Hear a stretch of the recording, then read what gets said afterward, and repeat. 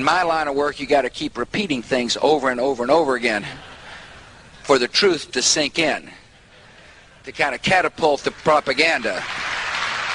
Iran's nuclear program. Threat Israel's destruction, the world's most dangerous weapons. Nuclear weapon denies the Holocaust, threatens to wipe Israel off the map, sponsors terrorist groups committed to Israel's destruction. Nuclear-armed Iran nuclear weapon. An Iranian nuclear weapon, terrorist nuclear weapon. Brutalized its own people, carried out terrorist attacks, Iran nuclear weapon. Iranian regime. Iranian nuclear program. Iran fails to meet its obligations. Iranian government. Nuclear program. Iran nuclear weapon. We put forward a very clear choice to the Iranian regime. A path that would allow them to rejoin the community of nations if they meet their international obligation, or a path that leads to an escalating series of consequences if they don't.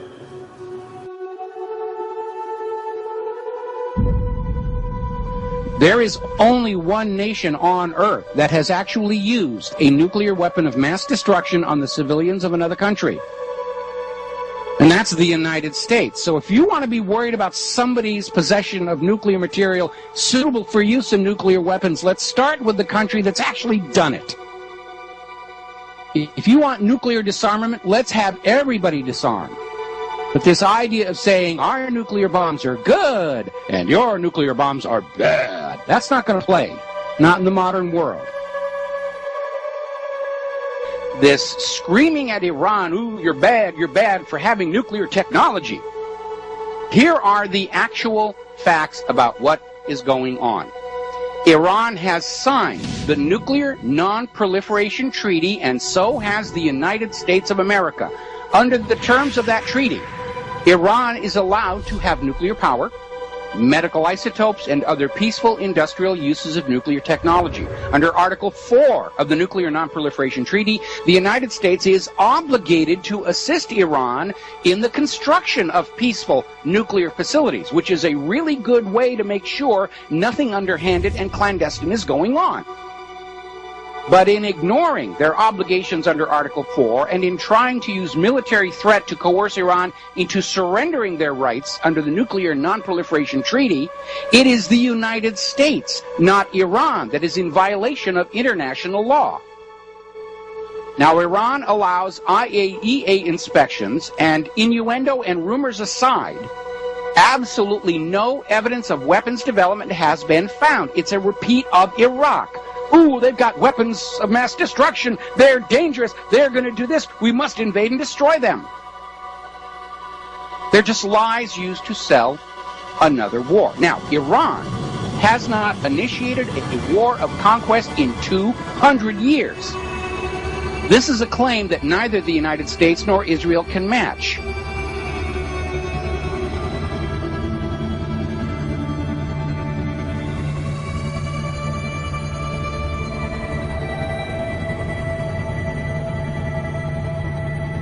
Of the three of them, Iran is the one that is the least threat to world peace. Now, Israel, on the other hand, has never signed the Nuclear Non-Proliferation Treaty and does not allow IAEA inspections. Yet they do have nuclear weapons, as first revealed by Mordecai Vanunu in 1985, and most recently by Germany, which admitted they have known all along Israel was arming the German-supplied Dolphin submarines with nuclear-tipped cruise missiles. Now, Israel likes to pretend they do not have nuclear weapons. Mr. President, do you know of any country in the Middle East that has nuclear weapons? With respect to nuclear weapons, I don't want to speculate. What I know is this, that if we see a nuclear arms race in a region as volatile as the Middle East, everybody will be in danger. And one of my goals is to prevent nuclear proliferation generally. I think that it's important for the United States, in concert with Russia, to lead the way on this. Okay? Just pick your all right. Sam Stein, Huffington Post. Where's Sam? And the U.S. government goes along with this gross deception because it is illegal under the Symington Amendment to the Foreign Appropriations Act and under the Glenn Act for the U.S. government to send your money to any nation in possession of nuclear weapons technology that will not sign the Nuclear Non-Proliferation Treaty and refuses IAEA inspections, which is Israel. But there's no question, Israel is a nuclear power, and worse, As documents uncovered from the former government of South Africa officially confirm, Israel has been engaged in clandestine sales of nuclear weapons, which is the very activity the Nuclear Non-Proliferation Treaty is designed to prevent. It's not about a nuclear threat of war. It's not about conflict. It's not about wiping somebody off the map. It's about dollar signs.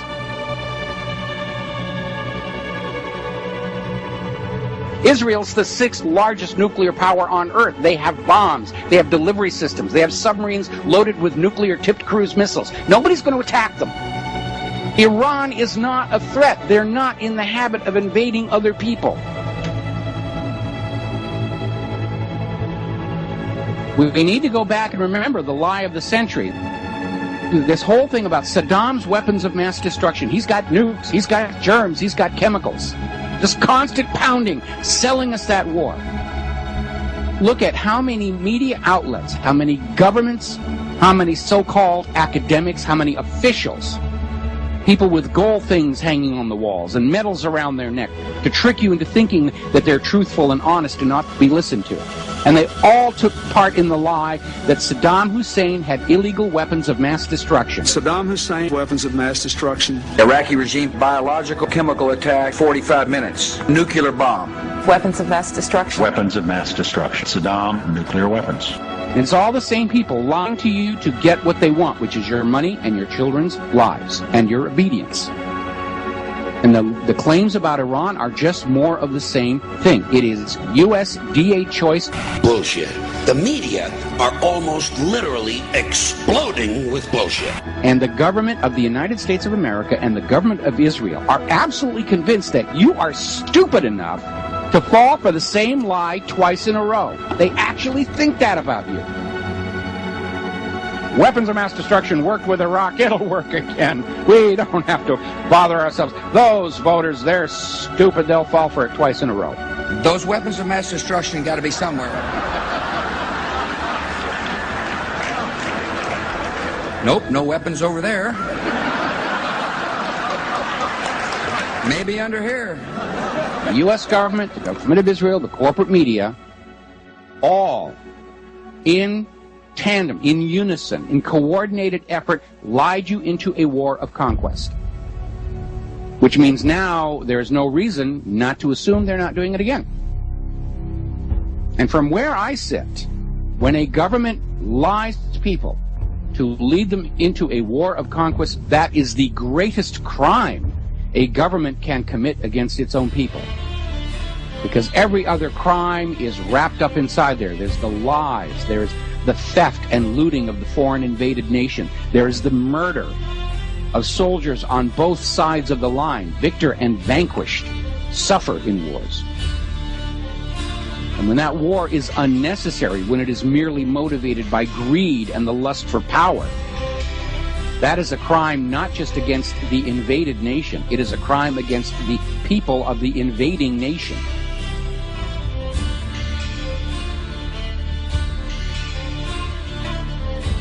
The corporate TV news are lying about everything except the sports scores and the weather, and they're not even all that good on the weather. That's why we call them prostitutes. Iraqi nuclear weapons. Nuclear weapons. Weapons of mass destruction. Mushroom cloud. The mushroom cloud. Iraq mobile biological weapons labs. Saddam Hussein 500 tons of sarin, mustard, and VX nerve agent. Saddam Hussein chemical agents. Saddam Hussein 38,000 liters botulinum toxin, aluminum tubes, nuclear weapons. Nuclear weapons. Saddam Hussein uranium from Africa. Iran nuclear weapon. Iranian regime, Iranian government nuclear weapons. Iran's leaders, Iran nuclear weapon. Iran, Iranian program, Iran nuclear weapon.